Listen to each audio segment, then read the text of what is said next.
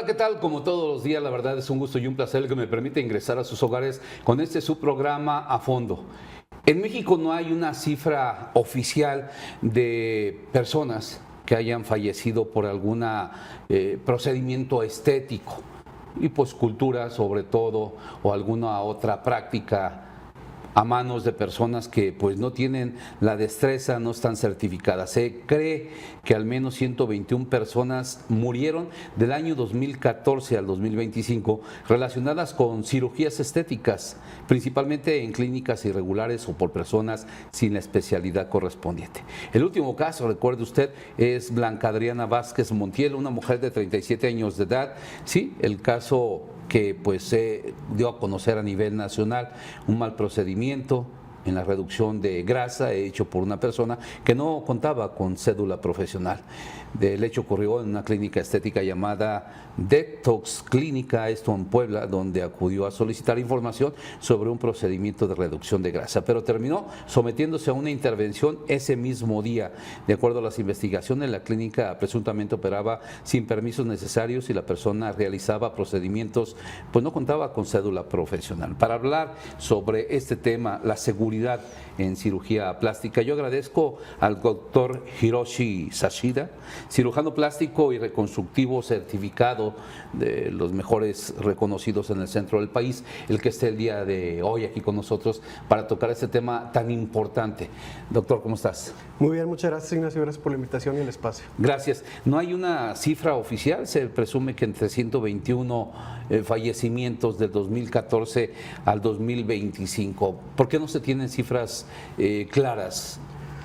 Pues al final de cuentas son procedimientos que muchas veces no están bien determinados o también la misma denuncia pues no se hace en su momento, ¿no? Eso sí sería un poquito más de verlo por parte de Secretaría de Salud, pero creo que es algo importante a mencionar, sobre todo la parte de la seguridad que hay que buscar en esto para nuestros pacientes. Esta parte sorprende. Blanca Adriana Vázquez, 37 años, acude a una aparentemente clínica para solicitar información, seguramente en un primer contacto con quien ahí estaba, sobre una lipoescultura. No es posible que le hayan dicho, ahorita te la hago, no hay problema, tú siéntate y dile a tu papá que vaya por unas gasas, porque no tenemos. Salió el papá, regresó el papá, ya no estaba abierta la llamada clínica y después apareció 2 días o 3 muerta en Tlaxcala. Es decir, cómo desde ahí una persona, independientemente de quien te haya ofrecido la cirugía, pues hay que también estar informado uno, ¿no? Yo no puedo llegar a que me hagas una lipoescultura apenas tocando a tu clínica, Claro. sin...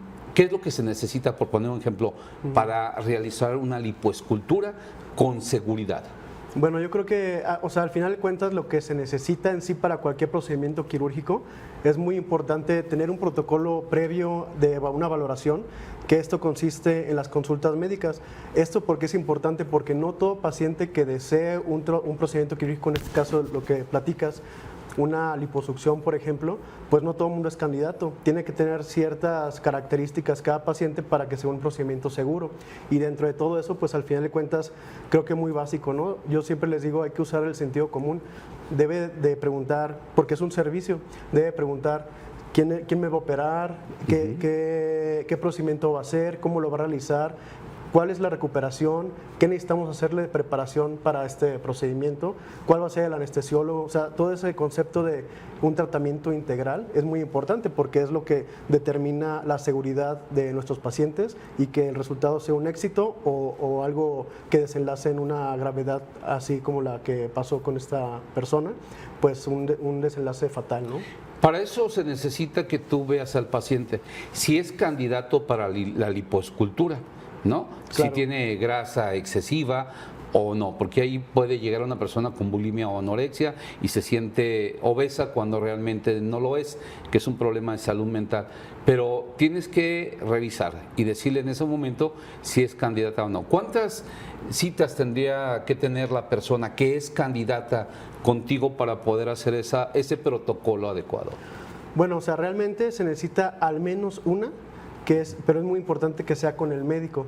¿Por qué? Porque dentro de esta consulta hay que entender cuáles son las expectativas del paciente, si en realidad es lo que busca, si a lo mejor la idea que tiene de hacerse ese procedimiento es la correcta, porque muchas veces dice, oye, yo me quiero hacer algo de contorno corporal, pero simplemente no es candidato. ¿Por qué? Porque la cirugía en la actualidad ya hay ciertos estándares que dicen, este paciente es candidato, ¿por qué? Porque está dentro de estos límites de peso, no es una cirugía para bajar de peso, o sea, todo eso son ramas de otro tipo de especialidades.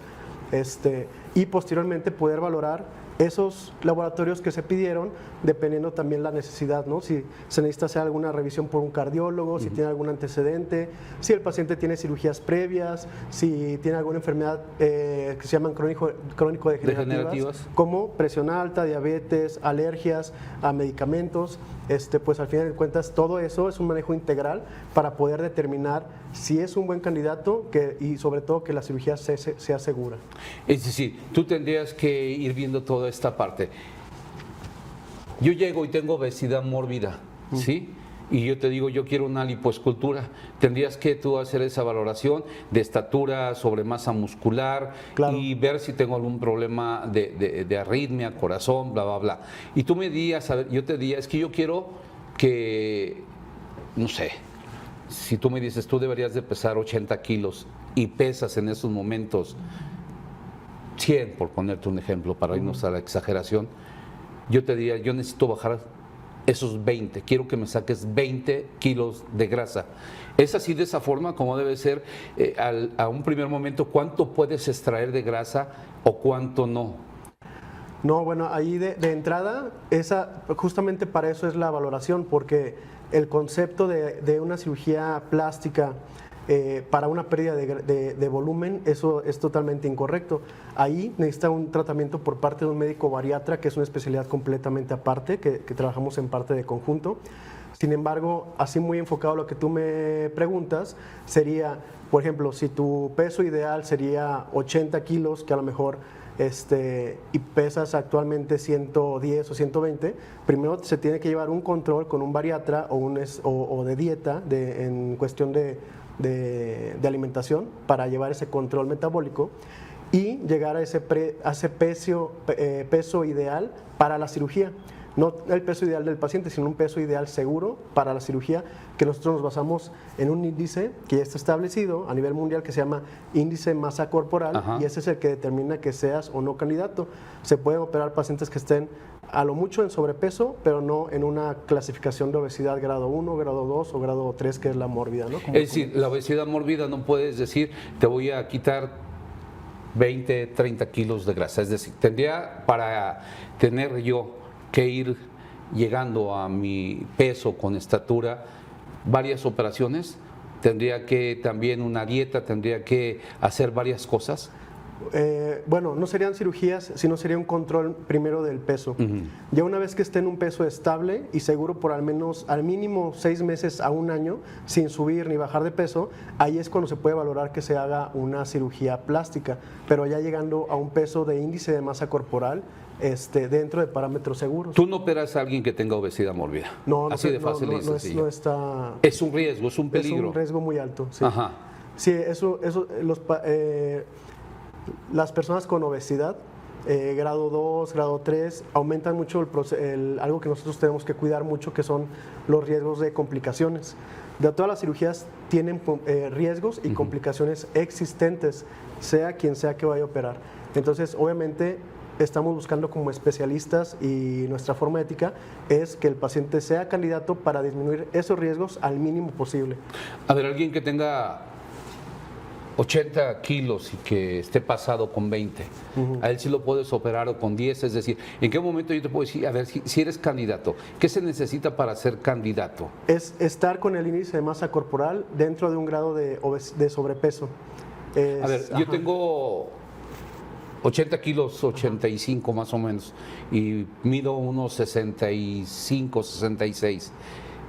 ¿Cuánto sería esta medición que hacen ustedes para poder decir, a ver, andas excedido con tanto? Pero un ejemplo, tendría que ser la fórmula como tal, pero sí. En sí, vamos a grandes rasgos, si tu peso ideal de esos 85 kilos, tu peso ideal sería 70, es muy raro que a veces estemos en nuestro peso ideal, pero con ese peso y tu estatura, Sí. sales en un índice de masa corporal, vamos a pensarlo que de 40 o 41. Esto nos dice que estás en obesidad o grado 1 principalmente.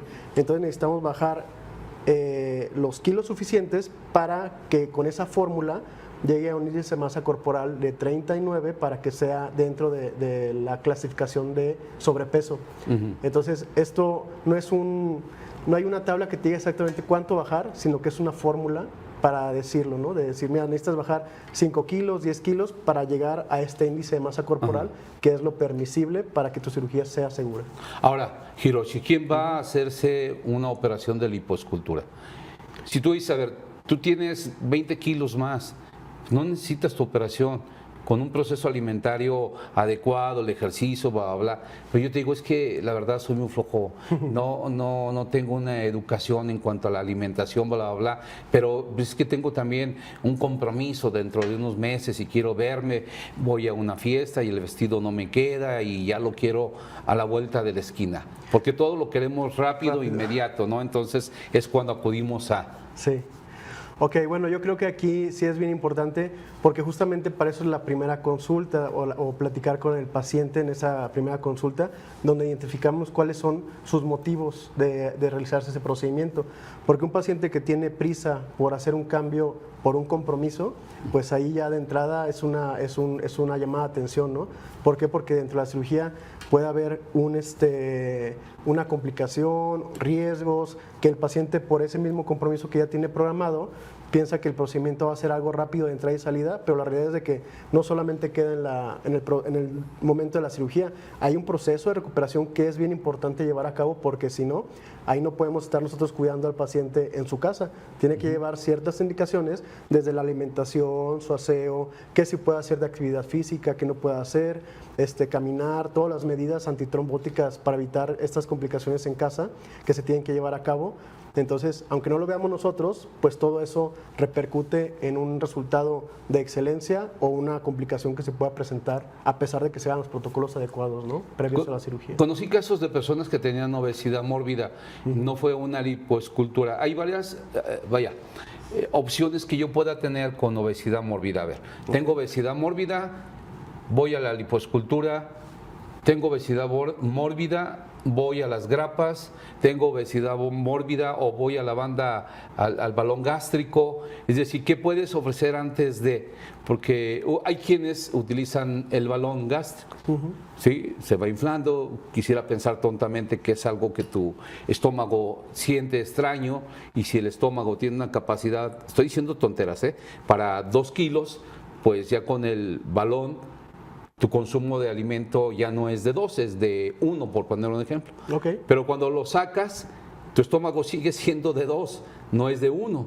Es decir, este es para controlar y la otra es las grapas, es cortar parte del estómago para reducirlo y esto es otra forma de ir disminuyendo, ¿no? Okay. Y la otra es la lipoescultura. Tú dime si estoy mal o no. Okay. A ver. Bueno, el concepto es correcto, pero aquí a grandes rasgos, primero que nada, yo no soy especialista en bariátrica. Ajá. Entonces, el médico bariatra, cirujano bariatra, son los especialistas que podrían ofrecer y realizar procedimientos, por ejemplo, de pérdida masiva de peso.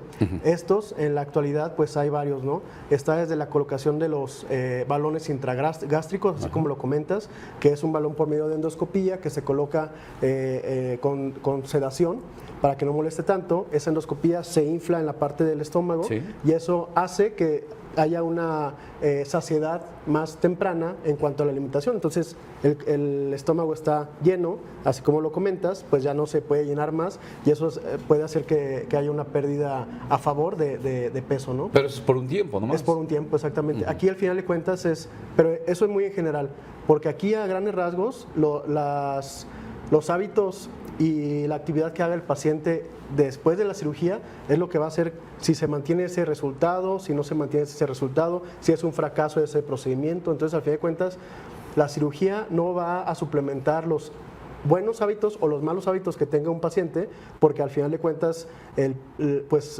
podemos volver a subir de peso, ¿no?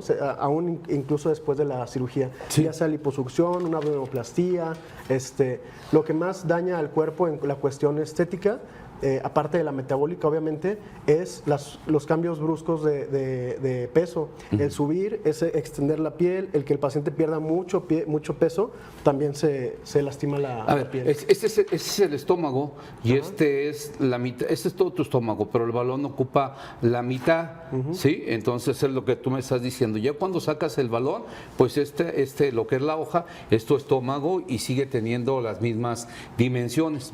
Pero a veces te da el rebote, si vuelves a comer, esto es más para controlar un peso.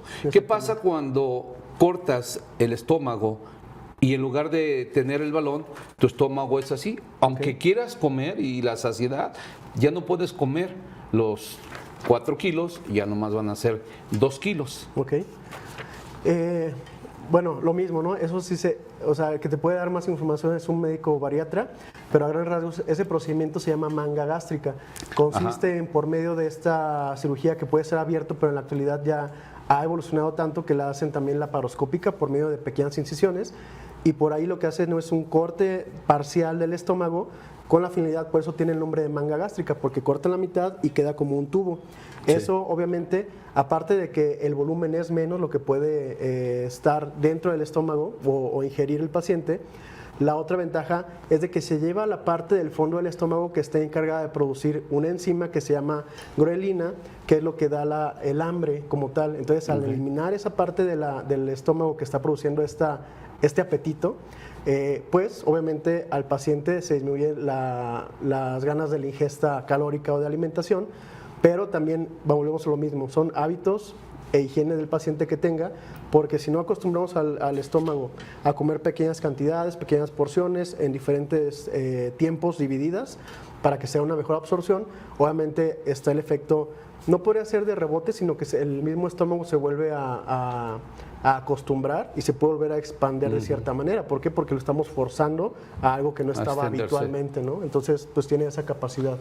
El caso de Blanca Adriana, ya lo platicábamos, de que fue a que le hicieran una revisión, ni siquiera presupuesto, de una cirugía, ¿no?, para quitar grasa, murió la joven. En León, Guanajuato, recuerdo yo el caso de una joven que acudió a una clínica a que le hicieran una lipoescultura, muy delgada, no era candidata, seguramente con un problema de salud mental, bulimia o anorexia, y no se le hicieron en una clínica profesional bien establecida en León, Guanajuato. Fue ella insistiendo que estaba obesa con otro médico. Bueno, cuando le hace la lipoescultura, le perfora el pulmón y ella, la joven, muere. Es decir, esta parte del charlatán o el médico que pretende ganar dinero por ganar. Si el primero, mi respeto por haber dicho no te la hago porque así vengas y me pagues, no eres candidata y ve que te revise mejor un médico psiquiatra. La otra parte, ¿qué tanto está esta persona que es el charlatán, el que se ostenta como médico? Esa es una parte, porque está el otro que es médico efectivamente, pero no está certificado, no tiene la praxis, es decir, la experiencia y el conocimiento para hacerlo, ni el lugar adecuado. Pues sí, al final de cuentas aquí hay que entender que existe, pues para bien o para mal, la oferta y la demanda. Al final de cuentas, aquí lo que se hace hincapié es que a los pacientes hay que buscar esos puntos de seguridad para certificar que el médico que van a permitir que los trate sea, primero que nada, un médico y después que sea especialista. También, ¿por qué? Porque depende de lo que estén buscando, ¿no? Ya sea bariatra, especialista en cirugía plástica, etcétera. Entonces, pues hay que buscar a alguien que esté especializado. Y sobre todo, pues esta parte de la certificación o de los consejos o los médicos colegiados, pues al fin de cuentas son instituciones que avalan el conocimiento y la experiencia que se ha ido adquiriendo.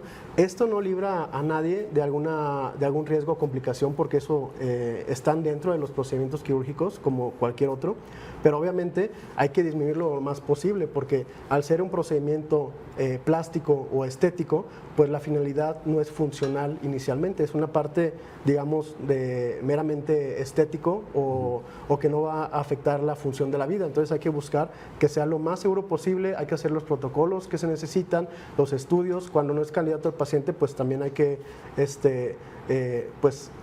aceptarlo, ¿no? Porque a veces le dicen no y van, buscan otra opinión y pues es el tema, ¿no? Hay una asociación de cirujanos plásticos, sí, claro, en el estado de Guanajuato. Claro. No sé cuánto le integran. En esa asociación de cirujanos plásticos, ustedes han detectado quienes son charlatanes? Es parte de la asociación el decir, a ver, es la asociación, somos 100 en Guanajuato, usted dice una cantidad tonta, somos 100, hay 100 clínicas certificadas que corresponden a cada uno de ellos, los demás para nosotros pues no los podemos avalar. ¿Quién reconoce a un médico cirujano, sí, plástico, reconstructivo? Independientemente que si tú tengas la certificación o no, cuando tú pones una clínica, porque hay que diferenciar entre una clínica y un hospital, una clínica improvisada, ¿dónde está el sector salud para poder decir, en López Mateos 520 pusieron apareció el día de mañana y dicen que hacen liposcultura, bla, bla? ¿Quién les autoriza? Bueno, aquí es un conjunto ahora sí que de institutos, por ejemplo, la parte está COFEPRIS, está lo que nos evalúa a nosotros como médicos desde los títulos, ¿no?, universitarios, sí, que es pues medicina general, en mi caso pues cirugía general, subespecialidad en cirugía plástica, que son las especializaciones, pero además de eso, al terminar, también entramos dentro de una asociación que es la Asociación Mexicana de Cirugía Plástica, Estética y Reconstructiva pues, de México, que se llama la AMCEPER, y ya dentro de eso, pues también en cada estado, por lo general hay un colegio, es el Colegio de Cirugía Plástica, en este caso pues de Guanajuato, y para estar dentro de ese colegio, nosotros presentamos, tenemos nuestra presentación, presentamos ciertos proyectos, nos dan ahora sí que la autorización, los mismos integrantes del colegio. Porque tienes tú una gran cantidad de casos y experiencia. ¿Por qué una persona decide hacerse una liposcultura?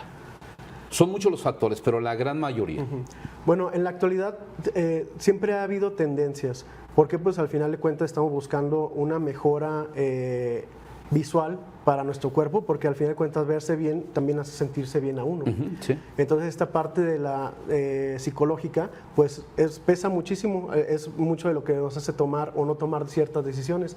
Entonces una de las principales motivacionales para tomar esta decisión pues es eso, ¿no?, tener un cambio de aspecto que muchas veces es lo que les detiene para mejor un proyecto, algo cambiar de su vida o algo que simplemente siempre les ha molestado, ¿no? Aunque a veces no lo vean otros, es algo muy subjetivo de cierta manera. Alguien diría, bueno, pues me voy al gimnasio y empiezo a tener una mejor alimentación, pero también entiendo que hay cuestiones psicológicas en las personas que tienden a engordar, es decir, hay ocasiones que la depresión, la ansiedad las llevan a comer bastante, al grado que tú dices, ¿en qué momento empecé a engordar tanto, no? Esta es la otra que a veces no entendemos, que creen que comen por comer, pero sí también hay un problema de salud mental. Aquí, ¿qué tantos son de ellos, de los que dicen yo no quiero ir al gimnasio o pues no quiero batallarle, la verdad, pues tengo dinero, hazme la liposcultura? Mira, afortunadamente yo creo que ya son pocos esos casos, porque ya las tendencias y también la información que se ha hecho saber es que la lipoescultura como tal, o la liposucción como también se le llama, en la actualidad ya se utiliza mucho para hacer una definición. ¿Qué quiere decir? Que son pacientes que hacen actividad, que ya empezaron un régimen alimenticio, que ya se van a mantener. Luego se platica sobre todo en la consulta preoperatoria para hacer esa valoración, donde se informa y también tenemos esa información del paciente hacia nosotros, donde vemos el motivo, cuál es el motivo, cuáles son sus hábitos que lleva, y se le explica que para hacer esa cirugía necesita hacer también esos cambios de hábitos generales para mantenimiento de la cirugía. Entonces en la actualidad ha migrado de ser una cirugía que pensaban antes, ¿no? Decían, es para bajar de peso, ¿no? La realidad es de que la liposucción será muchas cosas, pero no sirve para bajar de peso. Entonces, ahí en la actualidad lo utilizamos para definición, por ejemplo, definición, que se vean un poco más fit, que se vean ciertos surcos o marcajes en el abdomen, bajar ciertas áreas que a lo mejor no se pudieron con el gimnasio y a pesar del régimen alimenticio, por ejemplo en la parte baja de la espalda lateral, sí. que luego dicen, oye, es que esto ya hice todo y no se baja. Bueno, esa sí es una zona que puede ayudar a complementar el resultado, ¿no? Yo estoy insistiendo mucho en la liposcultura y tú dices liposucción. Es lo mismo, porque puede ser liposucción, quiero que me saques grasa, aun cuando no quiera verme estéticamente bien. Pero la otra es la lipoescultura, es decir, tratar de tener un cuerpo, pues lo...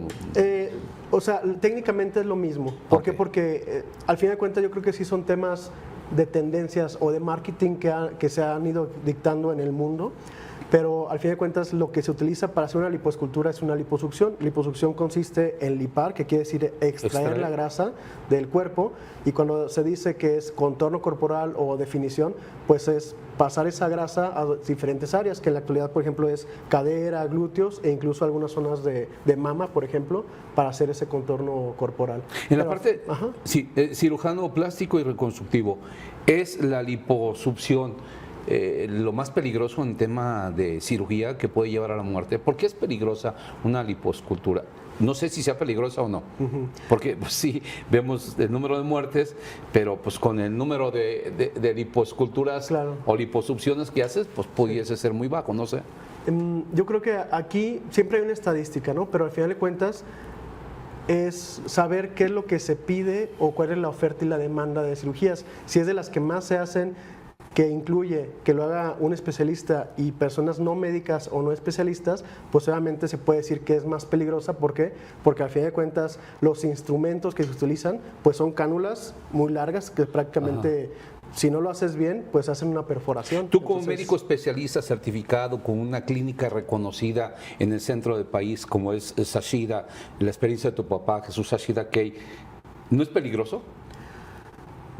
No, está dentro de los riesgos, pero no es una cirugía que deba ser peligrosa si se hacen con los parámetros adecuados y en manos de un especialista. Esa es la realidad. Porque también puede ser el tema de que tú eres el médico especialista, pero el anestesiólogo no lo es. Y un poco más de anestesia te puede llevar hasta una muerte cerebral, vegetal. Hemos visto muchos casos. Cerrando ya el programa Hiroshi Sashida, ¿dónde te pueden encontrar? ¿Algún contacto? ¿Tu ubicación es? ¿La clínica está en? Sí, nosotros estamos en Boulevard Campestre 1112 en Clínica Sashida. Es una clínica especializada en cirugía plástica y procedimientos de reconstrucción principalmente. ¿Algún teléfono, Hiroshi? Tenemos 477 42 10 18. 42 10 18. ¿Qué le dirías a las personas? Están muchas personas conectadas y bueno, aprovechando, agradezco a Irma Gómez, nos está viendo Cristina Sierra desde San Francisco de Rincón, Magdalena Pérez Tapia, Evita Sánchez, Ana Laura Ramos, Germán Cuevas, y dice, excelente, un abrazo. ¿Qué le dirías a alguien que quiere hacerse una lipoescultura o liposucción en estos momentos? Que diga, a ver, ¿y qué tan cara es? ¿Qué tanto hoy el mercado se abre ante la gran demanda que se está dando?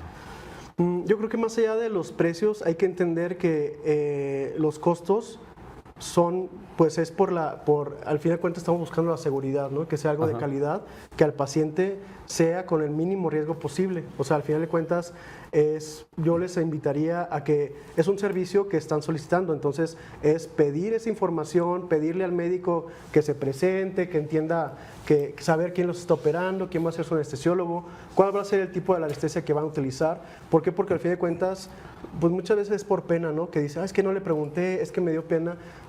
Deben de tener todos esos avisos de servicio disponibles desde COFEPRIS, desde sus cédulas, desde los títulos, que estén avalados, que estén certificados, y todo eso pues no debe haber algún conflicto de pedirlos. Pídanselos a sus médicos y esa comunicación con sus médicos pues va a ser lo que lleve a un éxito el resultado con quien se quieran operar, pero que sea seguro, ¿no? Sí, estás pagando por algo y tienes que saber a quién le estás poniendo tu cuerpo en sus manos, ¿no? Pues yo te lo agradezco, Hiroshi Sashida, cirujano plástico reconstructivo certificado. Es un tema importante, la seguridad en cirugía plástica, luego de un caso que dimos a conocer en Puebla de una joven que fue pues intervenida cuando no debería de ser por personal no certificado y murió. Bueno, el domicilio es ahí, lo tenemos en ¿qué es? Está en Campestre 1112. Campestre 1112. Pero bueno, ¿quién no conoce al doctor Jesús Ashida Key, hoy su hijo, la verdad, con toda la experiencia? Yo te lo agradezco, Con mucho Hiroshi, esta es tu casa. Gracias. Y a usted también agradezco el que me haya permitido ingresar a sus hogares. Hasta pronto.